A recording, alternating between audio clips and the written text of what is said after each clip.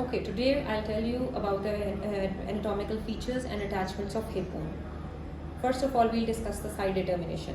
This is the hip bone of the left side. How do we know that? First of all, we'll see this is the acetabular fossa, acetabulum, which is lying laterally. It is in my palm. And this is the notch, the greater sciatic notch, which should be in my thumb.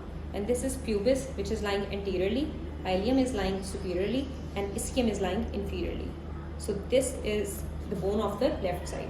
First of all, I'll tell you about the first part of your bone, which is ilium. This entire structure is ilium.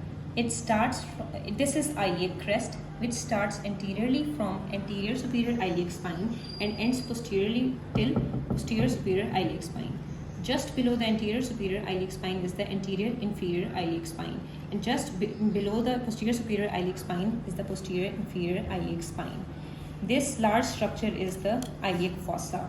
On the iliac crest, we see a tubercle that is called the iliac tubercle that is lying 5 centimeters posterior to the anterior superior iliac spine. The outer surface of the ilium is called the gluteal surface because it gives attachment to the gluteal muscles.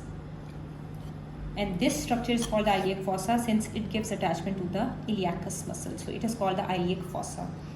Behind the iliac fossa is the structure where it is the iliac tuberosity and the auricular surface. Now coming to the ischium, the second part of hip bone is the ischium. Ischium is L-shaped. It has a large body and a thin ramus. This ramus of ischium connects with the ramus of the pubis here. Ischium has an ischial spine and an ischial tuberosity. Ischial tuberosity is the part where when we are sitting, this part is touching the ground or the seat. Now this is anteriorly we have pubis. Pubis has a body anteriorly and two rami. One is the superior ramus and one is the inferior ramus. The body of pubis has a pubic crest superiorly which ends into a tubercle that is called the pubic tubercle. And this is the iliopectineal line. This is the area where the hip bone of the other side meet to form the pubic symphysis. The two bones of both sides join to form the pubic symphysis here. Now the inferior ramus joins with the inferior ramus of the ischium to form the conjoined ischiopubic rami. Here we can see a notch that is called the greater sciatic notch, and this is the lesser sciatic notch, and between these two notches is the ischial spine, which is part of the ischium. This circular structure is the obturator foramen. The obturator foramen is covered with obturator membrane during life. But this is not entirely covered. Here, superiorly it is deficient to form the obturator canal. Now this structure is the acetabulum. Acetabulum has a horseshoe-shaped articular surface and a non-articular acetabular fossa. Inferiorly, the acetabulum is deficient to form the acetabular notch. First of all, we'll discuss the attachments on ilium. This is anterior superior iliac spine and this is posterior superior iliac spine. On anterior superior iliac spine, we have attachment of the inguinal ligament. Just lateral to the inguinal ligament, we have attachment of sartorius muscle here. And on the lateral side of the iliac crest, we have attachment of tensor fasciae lata here. Then, since this is the gluteal surface, we have attachment anteriorly of gluteus minimus, then gluteus medius, and then gluteus maximus.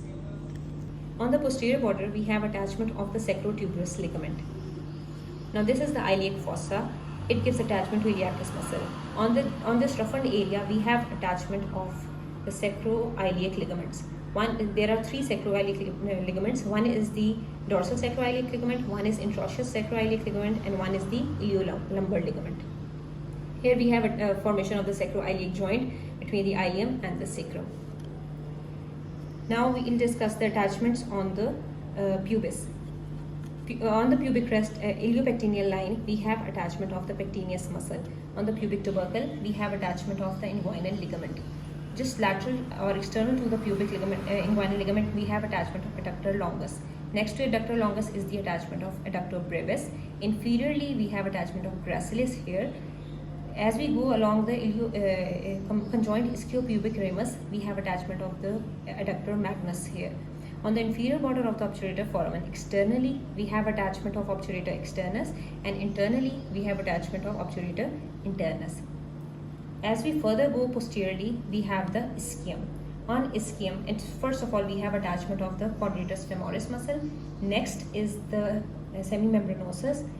Posterior to that is the semitendinosus and biceps femoris, and on this entire structure surface we have attachment of sacrotuberous ligament. On the ischial spine we have attachment of sacrospinous ligament.